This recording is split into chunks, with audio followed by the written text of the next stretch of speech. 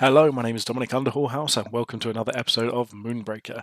In today's video, I'm going to be doing what I said in the last one, is just going back through some of the previous lists, and I'm going to basically play some of the ones I've had a lot of fun with before the bridge changes come in. So that's one of the things I want to look at, is just, seeing what we've enjoyed, seeing what's worked, and going back to those lists and enjoying them as much as we can while it's still in the same format. There's going to be so much to look at when it all changes that we might as well do this now while we've still got that opportunity. So for this one, I'm going to go with Meta Zax. So the reason I wanted to go with Meta Zax is because it's actually one of the lists I've had the most success with, I've had some of the most fun with, and I've gone through the list, I've had a look at it. I can't think of anything here that I really want to change. I really love the power level of it. So I just want to give this another go and play a couple of games, have a bit of fun, and just try and, see if we've still got the same success rate as we did recently. So it's not been that long since we played the list, but it is probably my favourite list that I've played so far. I've enjoyed a lot of sort of the unusual ones. I actually really enjoyed the Tipu deck, but that's something I'm going to try and save the builder rounds until after we've got the ability to just guarantee access to it every time with the new bridge changes. So we've got Zax versus Astra. This is a fantastic start. This is about as good as I could hope for. Versus Astra, Corrosive and Orbital is also fantastic, especially with an early Maximus drop. I think this could be a really explosive start. So we're kind of hoping. We've got 4 units, so the opponent is going first, so we're going to basically play quite an aggressive start. And if they move into line of sight, we're going to be moving to try and poke them down. So if they move in this direction, we're absolutely just going to be moving on, trying to get those attacks in, and trying to make, some initial progress to whittle this game down as quickly as possible. So it's going to be Maximus turn 1, probably Esli turn 2, but potentially Beatrice if they play Maximus as well. And then one of these is going to be turn 3 with a follow-up of Broken Vengeance turn 4 with 1 Cinder to spare. So if this is Maximus, then that's fine for us because we can place ours defensively and then just still go for the poke. Them playing defensively is the correct choice if it is. I think putting it out here would be a massive risk. Yeah, so it is just Maximus, that's fine. Are they going forward or back?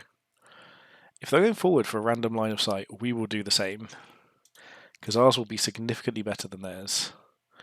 26, that's fine. So I'd expect ours to be like 35, basically, as a guess, looking at the distance. But we've got 2 very offensive abilities as well, so let's move straight forward to here. Oh, 44, even better. We can't get Maximus, let's just go for this. We all missed anyway, so it doesn't matter in the slightest.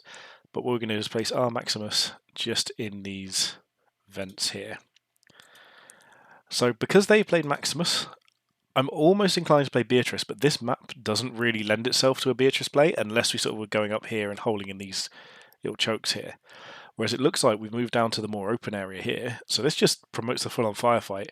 And while Astra's got the mana advantage or Cinder advantage, we've got additional damage on our captain. And with Esli coming out as well, the chances are we can start making very aggressive plays towards them. Also, given our curve, and we know that we don't need to use anything spare. Aria, okay.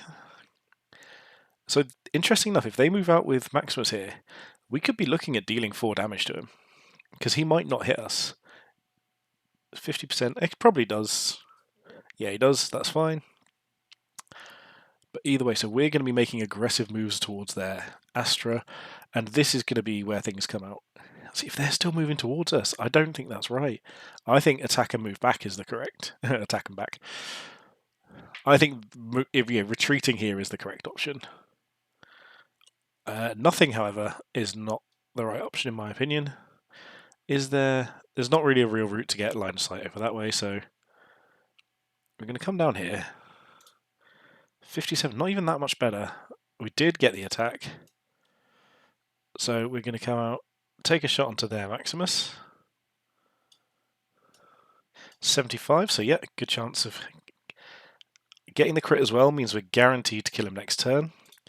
And what we're going to do is we're going to play Blindside Esli, and we're going to play maybe just about here so the smoke keeps us as safe as possible through Aria and things.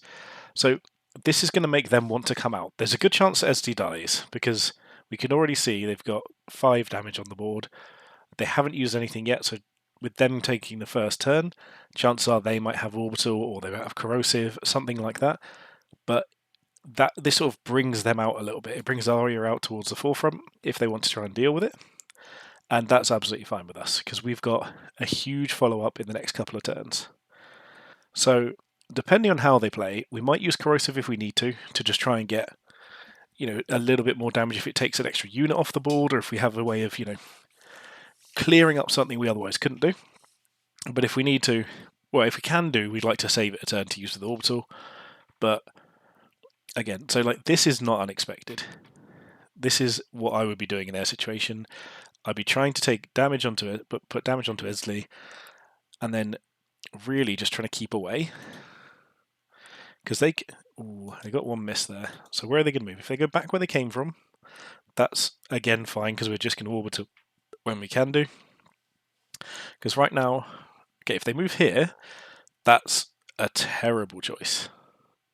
Because that way, if they move out here to try and kill Esley, if they don't kill it, so they need to get a crit here. In fact, no, they can't even kill it. They got the crit and they can't kill it because the Maximus missed. So what we're going to do is essentially try and get a couple of hits off here. So we've got a 64% chance. So I do think we maybe just use this, because although we can guarantee 4, what's the lowest we can get? 21's the lowest we can get here. So let's just use this. Better safe than sorry, because we can still use our AoE next turn. So there we go. We've got the hit that we needed. We're just going to get this off here. Get 3 damage in. Beatrice is going to come as far forward as possible to be our little tank. And we're going to play a Sleeper Mine just because we need to get Esley's damage up.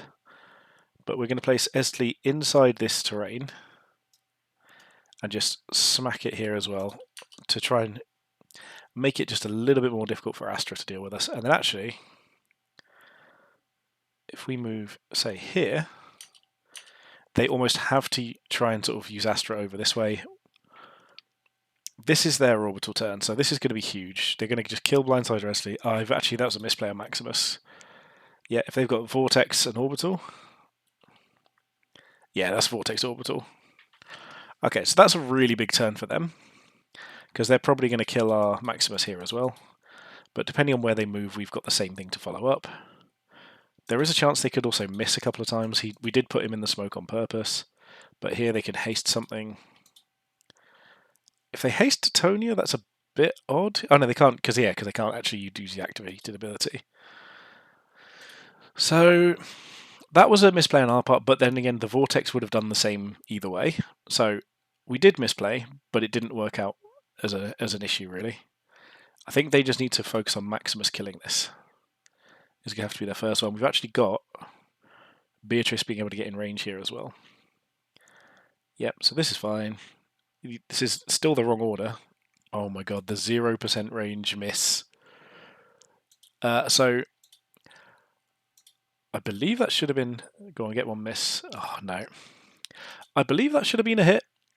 What I will do is I will report this back to the old devs and see what they say. And yeah, all this. Okay, so Titonia's running away, but this does give us a perfect 3-person orbital. And then I believe if we... Unfortunately, we're not quite in range to get this lined up quite how we'd like it. So, I'm not sure how we're missing here. So there's... Obviously it's reducing accuracy, but I didn't think it would work in melee range. So this is something I'm absolutely going to need to ask the devs about and see if it was intended. So what I want to do is try and find a way to get a line of sight onto Titonia without being too in the range for this, but I think we're just going to get hit by her ability regardless. So I say we just hit, and then place a body in the way. I think this is our correct route here. So we're ahead on board. We're going to be behind in terms of resources from now on, but we've got a lot of power on the battlefield. So without them finding a way to deal with Broken Vengeance fairly easily, that's going to be really hard for them to deal with as an Astra player. I think Broken Vengeance is one of the better units versus Astra because of just how the interactions work, and Astra only having the 1 damage. Okay, so that was a brutal crit. That's not a fun crit to get at all. I wouldn't. They don't have enough to give Snaring haste though, and then we can actually line up a good attack here because we can Broken Vengeance here or here, and then still actually use Beatrice to chain through 2 damage as well. So I think Broken Vengeance is immobilized, so can't get line of sight onto Detonia. But we can absolutely kill these and try and get something else to start poking Detonia as well. Oh, and of course they can still move. Okay. This is fine. There's a chance we might still be able to get this across here, which if so, means that we can basically use Broken Vengeance for additional damage in that direction. Yeah, so it's 84% still. I wasn't sure that was how that would work, to be completely honest. Okay, so the question is, what's our strategy here? Okay, well, Rickety is going to be our strategy here, that's what it is. So we've got a lot of health left. So I think we actually are just going to move into melee contact here, play Rickety Backfire somewhere that's relatively easy to get hold of, and I think we still just kill Snaring. Get our range attack off here. This sort of makes them use their reinforce and haste in order to actually deal with Rickety Backfire. Otherwise we're going to corrosive and just kill Astra next turn. So this has gone quite well so far. Yeah, they've got their reinforce and now they can do into boost morale. If it's a 1 cost, there are like Toxoid would be good here. Kill Rickety. Okay, jailbreak is fine. Whatever. Because Astra can run away. So Astra should probably run, I'd say to here maybe. That was a mistake as well. Taking 2 free damage. So I don't think there's a way out now really. Because we've got corrosive particles basically adding 1 to everything we do. And we've got 4, 7, 8, 9, 10, 11, 12, 13, 14, 15 potentially, even if Beatrice can't get in range. So, yep, vortex us up and then realise that that's the end of your game. Again, this is not a good situation for them.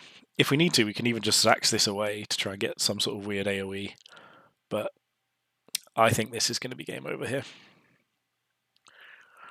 Go on, Titonia, throw your little bomb. Right. So we'll use these. Yep, there we go. Got the victory. I don't think that was a particularly challenging situation to take from there, but it was quite an aggressive opponent. I don't think the thing is that Titonia didn't even throw a single bomb, so that's one of the issues I've got with a 2-drop with an activated ability. Just didn't even get used. But we have got Deadeye up to rank 2, getting closer to those banners there. Okay, let's go with another game. Hopefully you guys can see why I've enjoyed this list. I think my track record is now something like, because I have played a few games off stream, it's probably something like 11 or 12 wins and 1 or 2 losses. So this has been easily my most successful list. And I think part of that is just Broken Vengeance being an absolute powerhouse versus Astra lists, because they can't rely on Astra to kill Broken Vengeance, and none of their units kill him in 1 shot. So it's quite a challenge for them to actually deal with it. So we can just place him out there. We can use him for range damage if we need to. Taria Arsenal does a really good job of hitting for 6 at range. And then I think that combined with just aggressively using Zax to try and take that early damage off of opposing or opponents' crew means that we can take out their models early. And it just leaves us in a sort of a commanding board position. So that's the style of game I've really come to enjoy, is just the style of trading early units, not letting them get that momentum up. They can't just spend every turn reinforcing, reducing cost, charging again, because if they do that, they've not got enough units to compete. So I find it a good way of being able to be... It's strange because I feel like we're a controlling list, but we play the early game very aggressively. And that's our sort of... our core strategy, because the more you sort of realize that if you've got 2 or 3 models available and they've got 1 or 2 models available, you've just got so many more options than they do in every single turn, and it allows you to sort of make interesting scenarios happen. You can start controlling the board, and keeping that model advantage is something that's really important. So I don't mind trading off a blindside diversity, because also we've got very powerful late game. Once units are at parity, later on, Zax just takes over the late game. He really does. He's an absolute powerhouse. So this is a great situation here. I think Stowaway and Escape Hatch are just the most powerful. Vortex is very good in this sort of situation, especially with something like Quetzali coming, but I think we just want to out-resource our opponent here. So they could play Quetzali. I'm going to try something different, is that if they do play Quetzali, I'm actually going to try and kill it. Normally I ignore Quetzali, and I think that's a mistake I might have been making. So we're actually going to deploy Maximus as aggressively as possible. The reason for that is it makes it harder for them to hide, and we can potentially get in, get some more damage, and run away. They can deploy a unit on top of us quite easily, but wherever they move, so this is their worst choice out of the two. This is definitely better because it stops Zax getting free attacks. And then they plink. Okay, if I was them and I had plink, I'd be plinking the unit. I would not be plinking the captain, because just that aggressive sort of plink doesn't do that much. So we got Florian Lancer. So have we got a good shot here? Yes, we do. So we can make it more likely. And in fact, I think here is about where we want to go. And just start chipping away a couple of 80% shots. Okay, we made one of them. That's what we needed. We can't get to an angle where Zax can get in. But what we can do is place Rickety Backfire around somewhere. And I think that's probably going to be around... Let's check his movement range. So we're quite safe there. So we're going to place Rickety about here, so it's outside of every range we need to. And Rickety's got the ability to just potentially deal 6 damage. So this is them trying to figure out the correct lines, sort of where to go and that sort of thing. If they place a unit down in range of us, we're going to be using Rickety. If not, we're just going to keep on chugging along, trying to keep them away. So the interesting thing as well is because we've played our because we've taken Escape Hatch, Florio Lancer's coming down next turn, and that's going to be a huge change. Okay, so what's the AoE in this? It's not going to be quite enough for what we're aiming for, so... Oh wow, they've actually positioned really well here. So is there a line where we can get reduced line of sight here? No. So, and also that was the correct blink target. Okay, so we can play Beatrice Enforcer. So I think what we're actually going to do is look at basically moving the game in this direction. We are going to escape hatch. I should have done that first. Okay, this is looking safer if it goes this direction, because we want to escape hatch down here. And then what we can do is Maximus can get a little line of sight over here. Just hopefully get one shot off. He did, perfect. And I think, even though Rickety might die, I think what we want to do is still just play a defensive unit about... Okay, what's Ixtalil's movement? It's pretty low, so play Beatrice around here. And we're actually just going to move backwards with Rickety, so that they have to move towards us if they want to try and kill him with a mine. Because, again, one mine is going to cause this to sort of be pretty worthless. So I wouldn't be surprised to see them... Oh, there might be an angle where they can get both, but it's quite a close one. So, what would I do if I was an opponent's shoes? So this is the situation we want to find ourselves in. We've got nothing left in the bridge, but we've got things to spend our Cinder on. We've got control of where they're going to have to sort of sit on the battlefield, and we've got range attackers that can just pick off almost anything that they put in. So I feel like we're in a good spot here. Plink changes that quite a lot. This I don't think was correct, because now we can just melee attack for free next turn before moving. This Plink is correct. They need to basically keep Rickety from getting over the top. I've also just realised, I knew there were rocks that came off of this, but I've just realised that those are... is it sandstone? I'm trying to remember if it's sandstone, limestone, one of the actual rocks from Subnautica as well. Oh, this is a huge waste of Cinder there. So the question is, where does Extilior move? Is he just trying to go for the spin?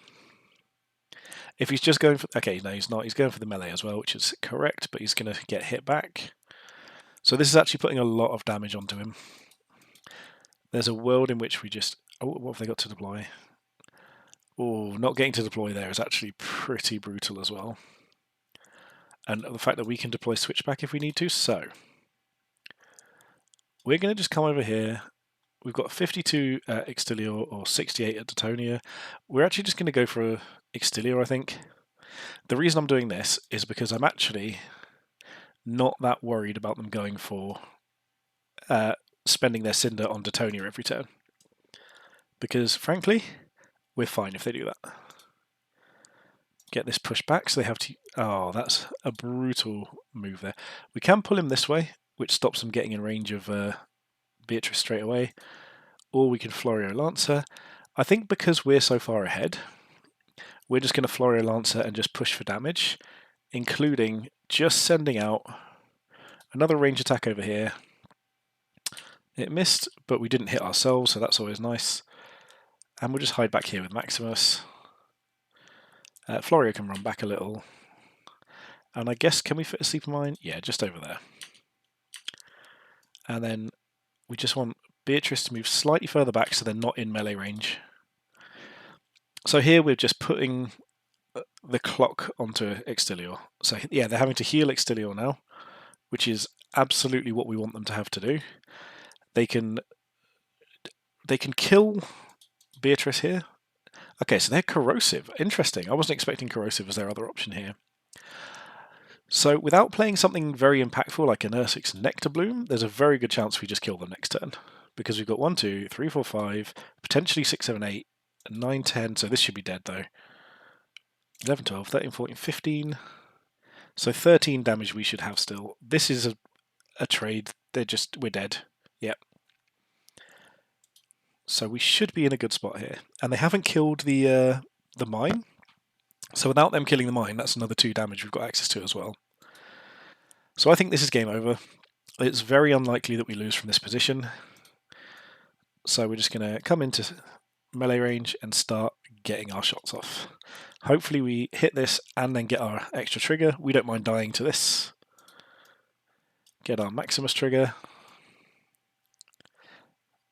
We did get the one, and because we're flashy, let's kill him with a mine. Perfect. Excellent. That was really good. Like, again, this list is just still my favourite. I'm going to leave this as being a slightly shorter video. I've got quite a few more that I want to sort of record before the new patch drops. And I'll be honest, this one, I want other people to play this list. So I want you to try it out, see how it goes, let me know what you think, and if it lives up to what I expect it to do. So the whole point of the list is aggressive early trading units with Beatrice Enforcer to sort of sit there and defend. Deadeye is only in here because Deadeye is another cheap unit with 2 attack, can trade off for early units on top of Taria Arsenal. They function the same a lot of the time, with Taria just being able to push a little bit more damage through. Sometimes she can buff up things like Broken Vengeance. On the other side of things, we've got Furia, Deadeye, and Taria Arsenal. So Furia gets buffed by Deadeye, gets guaranteed accuracy, and then can make those long game-ending shots.